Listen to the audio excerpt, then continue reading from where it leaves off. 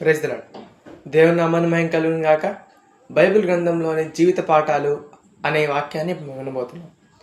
మనం ఈ దినమందు బైబిల్ గ్రంథం నుంచి ఏ జీవిత పాఠం నేర్చుకోబోతున్నామంటే సామెతల గ్రంథం 25వ అధ్యాయం 11వ వచనం మనం చదివినట్లయితే ఆ వాక్యంలో మనకి ఏం కనిపిస్తుందంటే, సమయోచితముగా పలకబడిన మాట విచిత్రమైన వెండి పళ్ళెములో పెట్టబడిన బంగారు పన్నును పోలి ఉంటుంది అని రాయబడి ఉంటుంది. ఆ వచనాన్ని మనం చదివినట్లయితే సమయోచితమైన జ్ఞానం అనేది ఎంత గొప్పదో మనకు తెలుస్తుంది.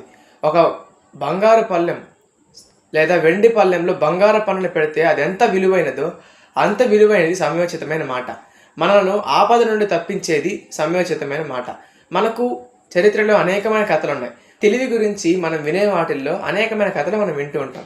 వాటిలో కొన్ని రాజుల గురించి మనం వింటూ ఉంటాం. అవేంటంటే బీర్బల్ మరియు అక్బర్ కథలు. దాంట్లో బీర్బల్ను పరిశోధించాలని తన చుట్టూ ఉన్న వాళ్ళు ఏం చేస్తారంటే, ఈ ఢిల్లీ రాజ్యంలో ఎన్ని కాకులు ఉన్నాయని అడుగుతాడు. అప్పుడు వెంటనే అతడు ఒక నంబర్ 1,50,000 అని ఒక నంబర్ టక్కని చెప్తాడు. అప్పుడు అతను ఏమంటాడంటే, అడిగిన వాళ్ళు ఏమంటారంటే, ఒకవేళ దానికంటే ఎక్కువ ఉంటే అని అడిగినప్పుడు అతను ఏమంటాడంటే, ఏమో అవి వాళ్ళ బంధువులు ఇంటకు వలస వచ్చిండొచ్చేమో, అది నేను లెక్కేయలేదు అని చెప్తాడు.